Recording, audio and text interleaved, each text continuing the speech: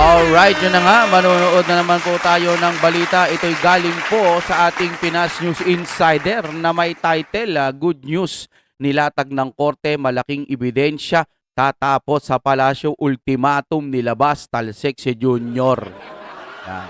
Kumbaga sinasabi dito na itong ultimatum na to, mapapahiya ka. Ay, alamin ho natin yan mga kapatid.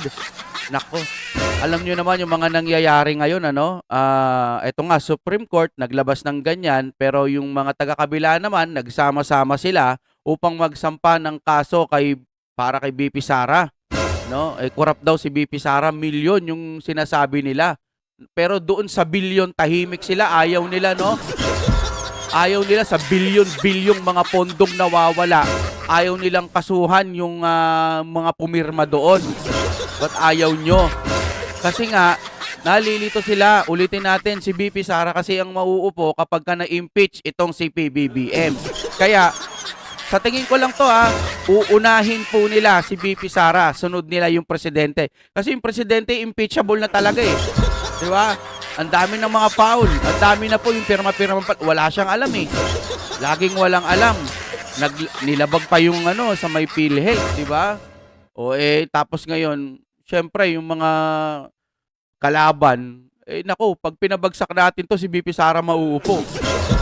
Unahin natin si BP Sara, tapos sunod presidente. Yan. Ito yung base lamang sa aking vision, no? Kasi, halatang halata po yung ginagawa nila. Ba't yung minamadali si BP Sara, samantalang milyon po yung tinatanong yung pondo. Sinabi na nga ng COA, walang walang matibay. Ayun tawag dito, malinis, di ba? Ay, nako. Eto na mga kaibigan, simulan na po nating manood. Ito ang balita ngayon. Trending at pinag-uusapan ngayon sa mundo ng social media. Ang di umano'y balitang double nakaw ang mangyayari kung taxpayers money ang ipang sauli sa 60 bilyon ng PhilHealth. Mariing binatikos ni dating Executive Secretary Attorney Vic Rodriguez ang magiging paraan ng pagbabalik ng 60 bilyong pondo ng PhilHealth kasunod ng unanimous decision ng Korte Suprema para kay Rodriguez kung ang ipanunumbalik sa PhilHealth ay kukunin din mula sa kaban ng bayan. Ito ay magiging isang dobling nakaw laban sa mamamayan. Pero bago ang lahat, ang galing nun. O sige, ibabalik namin yung pondo. Isasama namin sa 2026 budget, etc. Kung isasama nyo, ibig sabihin, kukuha kayo doon sa tax o kukuha kayo sa kaban ng bayan para bayaran yung nawawalang 60,000. O yung kinuwang 60,000 o 80,000 nga yun di ba? Yung sa PhilHealth. Di ba? 80 billion, 1,000 tuloy. 60 billion ang ibabalik, 80 billion something yung kinuha. Tapos parang dinidedma na lang, parang wala lang, no? Basta kailangan maibalik yung 60. Ang problema, ang masakit, para tayong ginigisa sa sarili nating mga mantika. Dahil ang magbabayad pa rin pala niyan mga Pilipino. O saan sila kukuha ng pambabayad?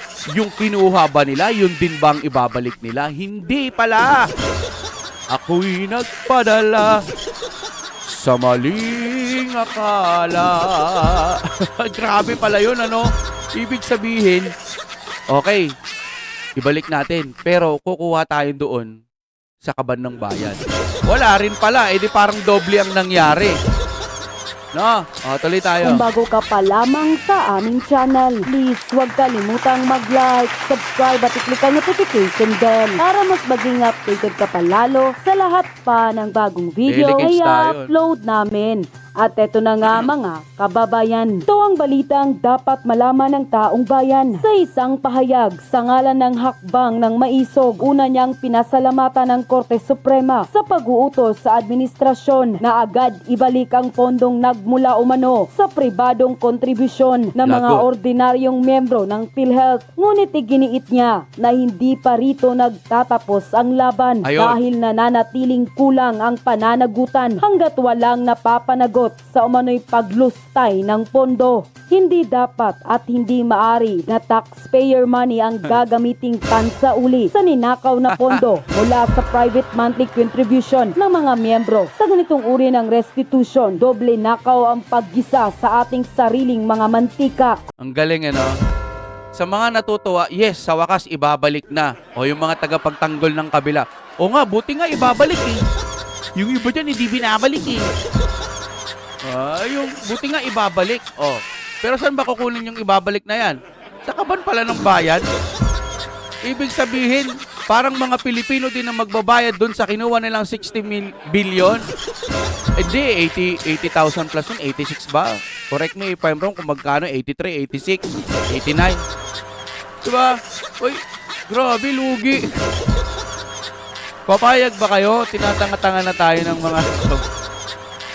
Ang tindi, no? O sige, babalik natin yan. Sasama natin sa 2026 budget. GG. Sinabi na rin to ni Sir Panelo Ang eh. magaganap kung mula sa available funds ng 2026 national budget, kukunin ang 60 bilyong ninakaw. Binigyang diin pa niya na manipis na umano ang 2026 national budget. Kung Hala. dito kukunin ang pondo, lalo lamang madidiin sa kahirapan ang mga sektor na umaasa sa serbisyong pangkalusugan, social services, edukasyon at nutrisyon. Hala. Sa dulo ng kanyang pahayag, iniwan ni Rodriguez ang isang hamong tanong sa publiko. Pwede palang magnakaw mula sa kaban ng bayan at pag nahuli, magsasauli ang mga nagnakaw gamit ang pera mula pa rin sa kaban ng bayan. Ang kanyang pahayag na ito ay patuloy na nagpapainit. So, ibig sabihin, hindi pa rin pala talaga maibabalik yung 60 billion na yan. Na 83 o 80 something billion pala. Parang dinidedman. Wala ba kayong question na dyan sa mga, o teka, ba't ito lang ibabalik? Yung sa mga matataas na tao na babalikan yan. Halimbawa, yung PhilHealth. Sir, ma'am, bakit po ang kinuha nyo sa amin dito, sample lang, 80 billion.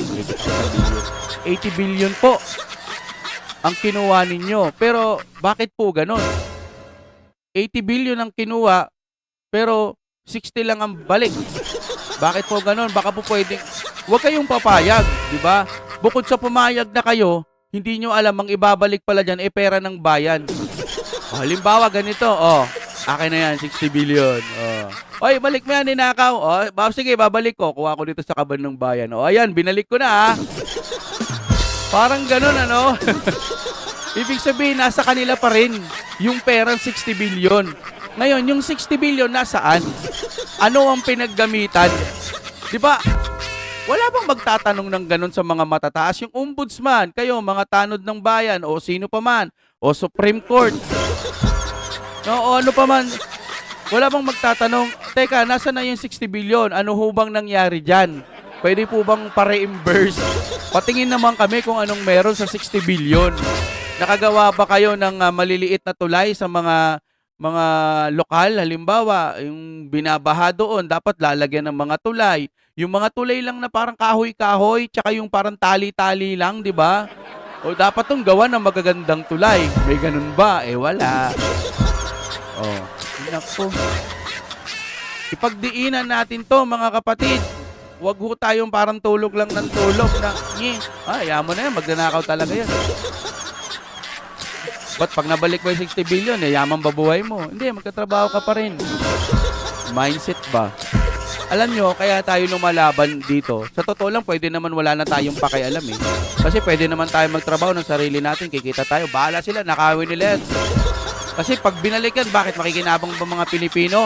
Meron pakinabang ang mga Pilipino. Gaganda sana yung mga lugar ninyo, hindi magbabara, hindi magbabaha, lilinis, dating mga rough road, magkakaroon po ng mga simesemento, etc. May mga tulay, may mga magagandang trabaho, mga ganun ho sana.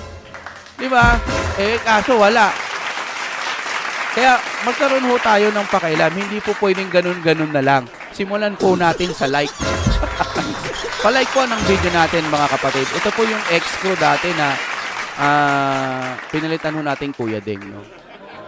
Click nyo po yan para ma-recommend po tayo dun sa dati nating mga viewers. Sa diskurso hinggil sa pananagutan, hustisya at kung sino ang tunay na dapat magbayad sa ipinababalik na pondo ng PhilHealth. Hindi Tama. naman nakapagpigil si Atty. Rowena Guanzon na bumuwelta at sampalin ng katotohanan ang Marcos Ayun. administration. Ayun. BBM, magnanakaw, malversation yan. Matapos ang unanimous decision ng Ala. Korte Suprema na ibalik ang 60 bilyong pondo ng PhilHealth at tuluyang ipagbawal ang paglilipat ng natitirang pondo nito. Matapang na naglabas ng reaksyon si former COA Comelec Commissioner Attorney Rowena Guanzon laban kay Pangulong Ferdinand Bongbong Marcos Jr. Sa isang mariing pahayag, direkta niyang tinukoy ang Pangulo na magnanakaw sa pondong nakalaan para sa mahihirap na Pilipinong umaasa sa 89, no? benepisyo ng PhilHealth. BBM, magnanakaw. Isole mo ang 89.8 bilyon namin sa PhilHealth. Wala kang awa.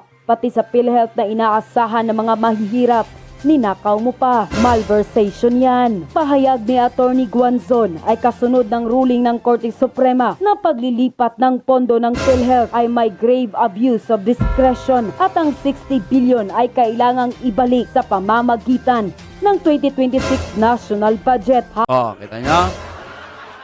Ibabalik yung 60 billion. Nalilito ako noon. Siguro kanina mali-mali ako. 60 billion ibabalik pero sa 2026 budget. Ibig sabihin, kukunin talaga sa kaban ng bayan. 'Di ba?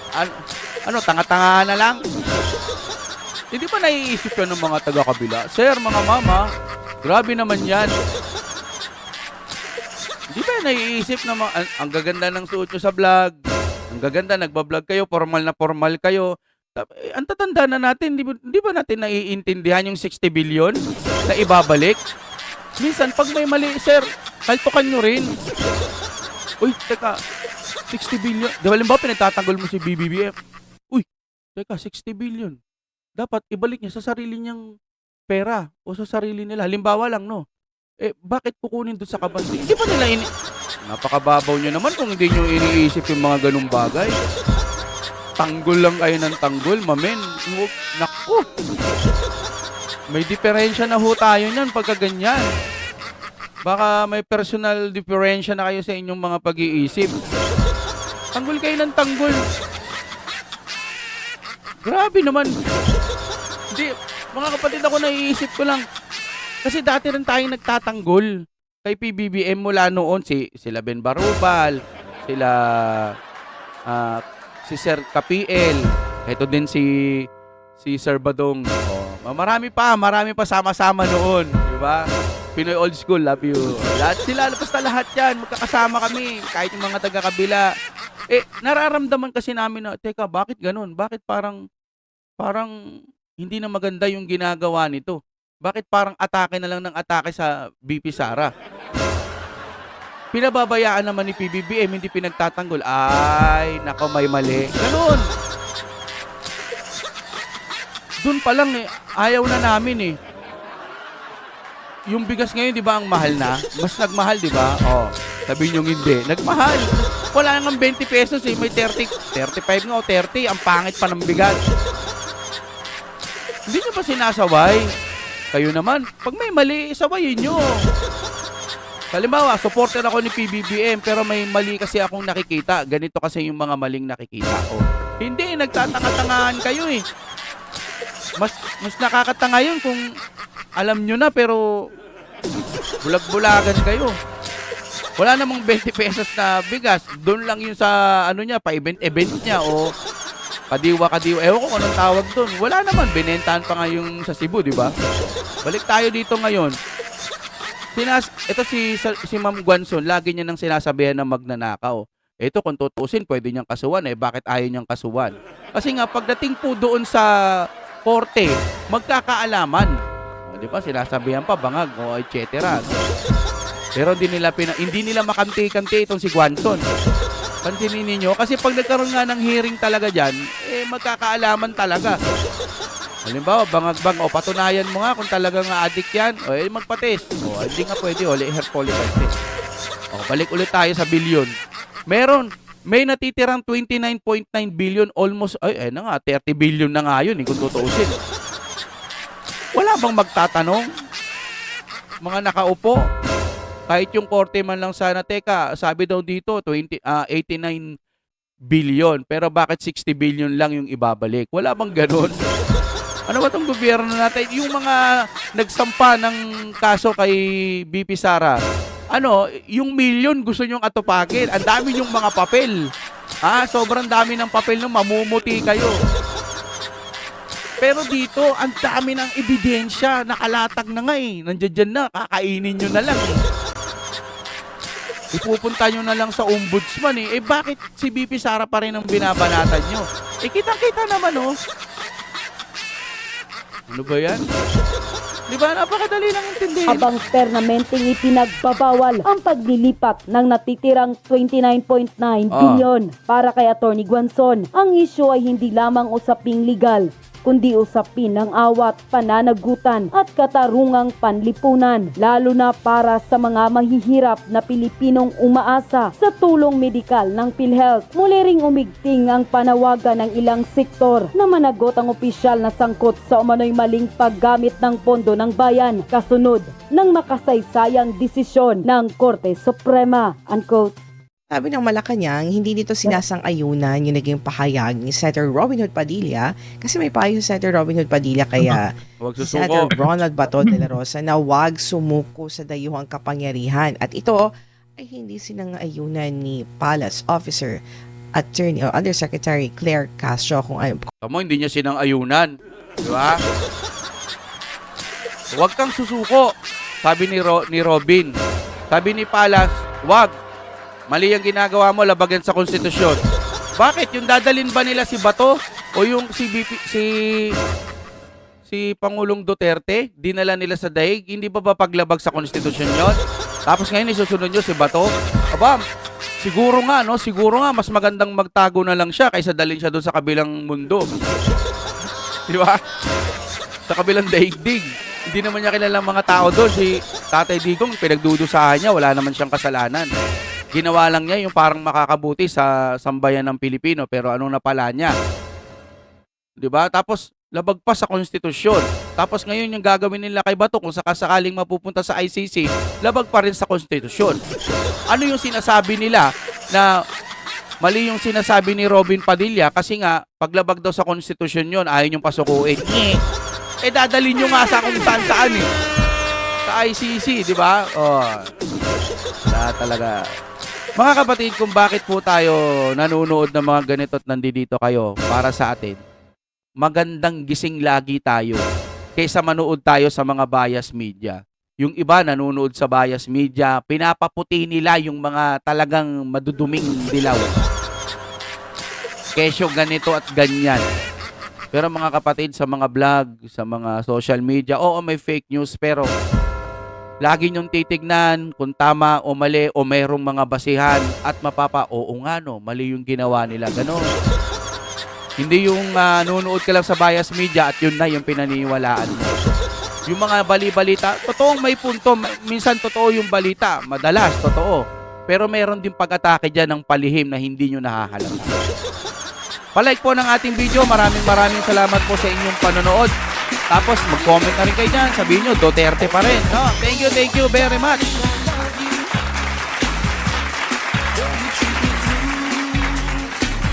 Nag-Fiber ni Juan na ba ako? Alright. Kung gusto nyo naman ng mura na at mabilis na internet, nandito na ang Fiber ni Juan. Maaasahan, kaya tawag na. Baka meron na sa inyong lugar ang Fiber ni Juan. Oh my God, we're back again.